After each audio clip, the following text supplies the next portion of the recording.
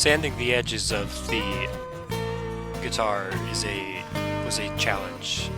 I had to keep the edges all uniform and round, but what I was using was a block of wood, because if I used my hand, I'd wear grooves down, and the block of wood allowed it to stay level.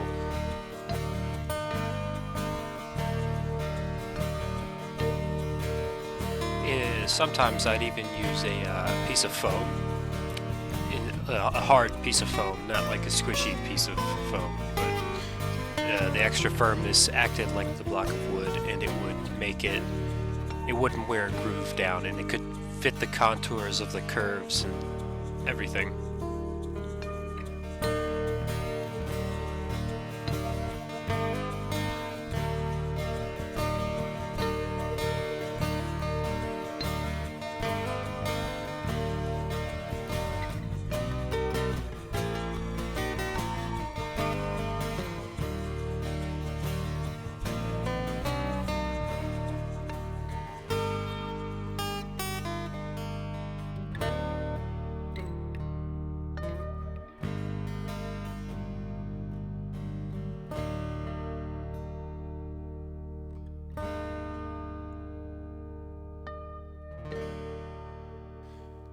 I used a large block of wood a large flat block of wood for the main faces of the guitar body.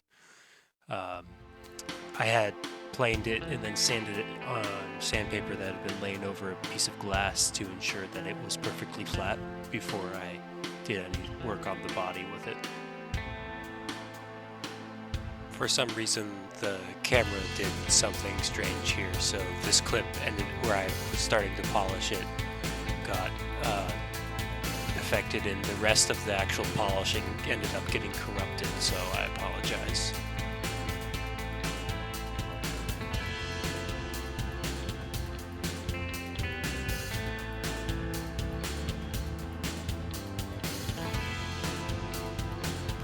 At this point, I'm beginning to put in the shielding. The shielding's purpose is to keep the pickups from picking up any noise.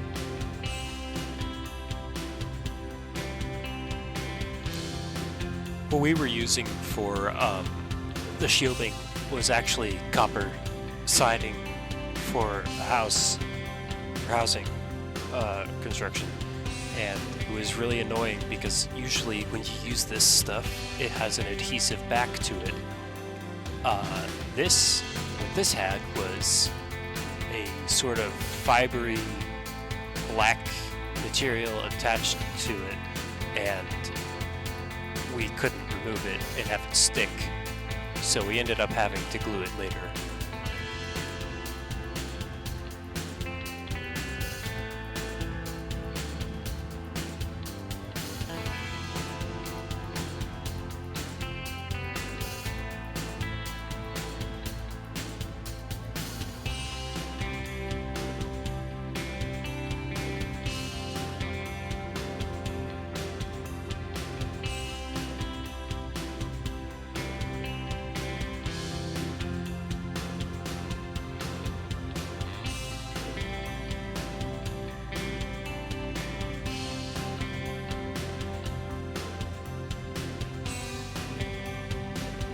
Okay, so right now what I'm doing is I'm going to get the depth of this. Hang on. See if there's a easier to see number. So it has to be a 1/16 over the edge for the shielding.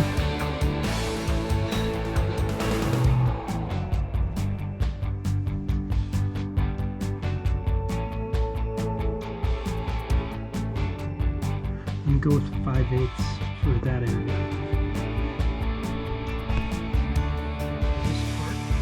Please give me a nice number.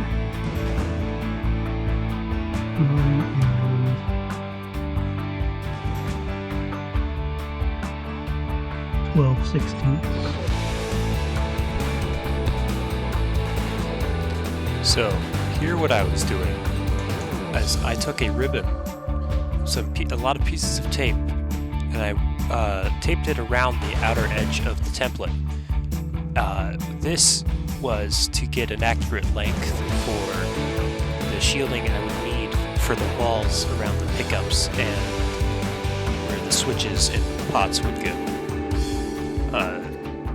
And I marked the edges with, I marked like corners and things with a Sharpie marker to know where, I forget why I did that. I'll know in a moment.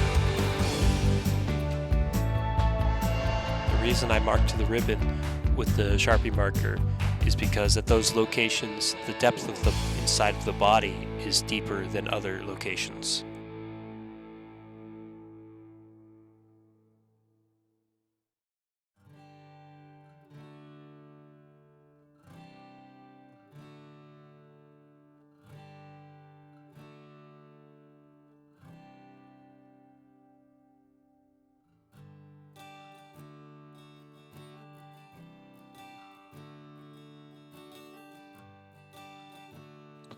Now that the piece of shielding had been cut out, I had to form it around the inside curves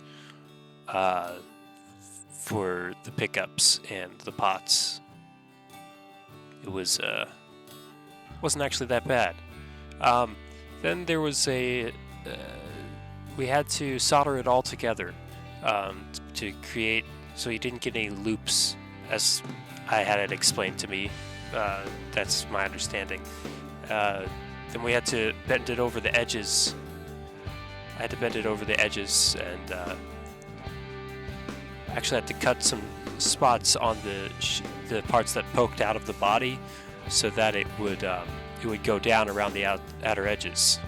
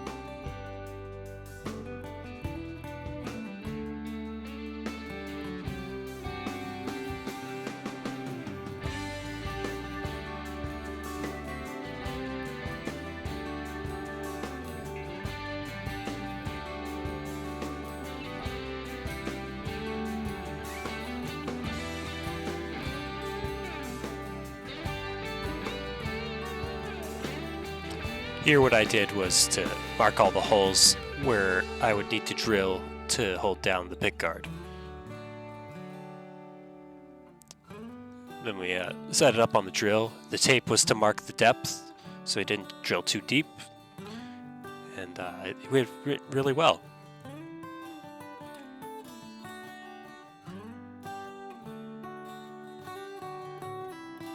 Then I fiddled around with the back for a while to center the plate where the springs for the tremolo assembly would go, and that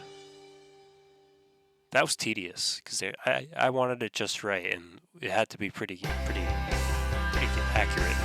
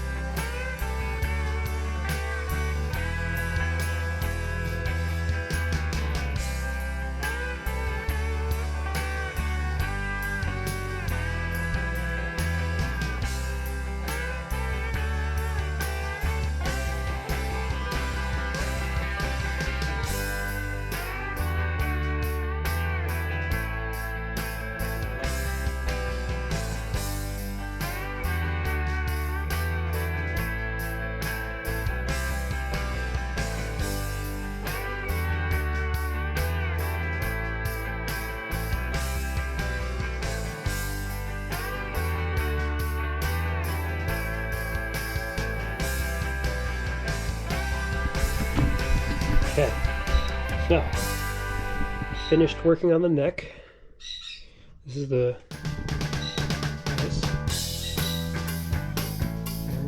nice and shiny.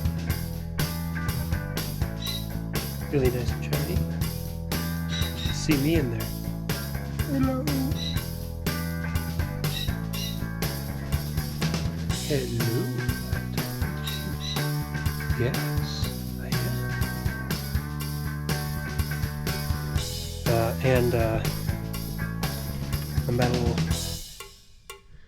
Little metal inserts are in there too. Those were annoying. It hurt my hand a lot. We're almost done. Yeah. Woo. Assistance was necessary for the wiring of all the electrical components for the guitar. And while the assistance was busy doing the wiring, I got to work putting all the tuning knobs onto the guitar neck.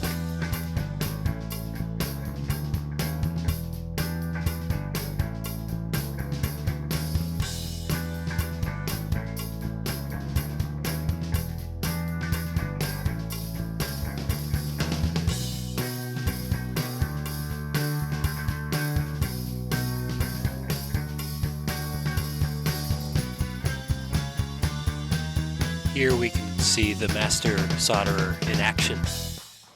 Look as he works deftly, fingers moving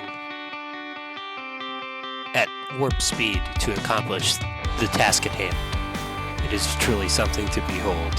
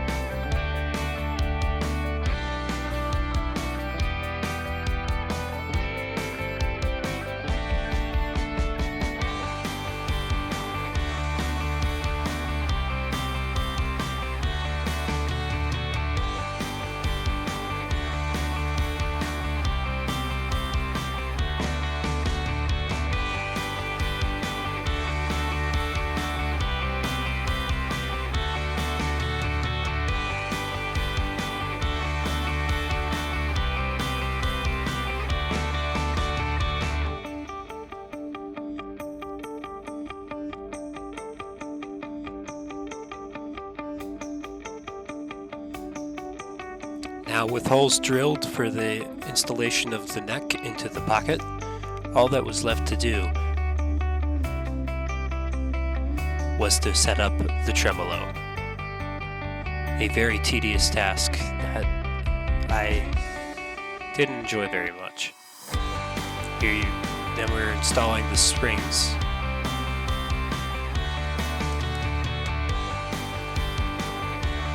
And screwing down the pick guard.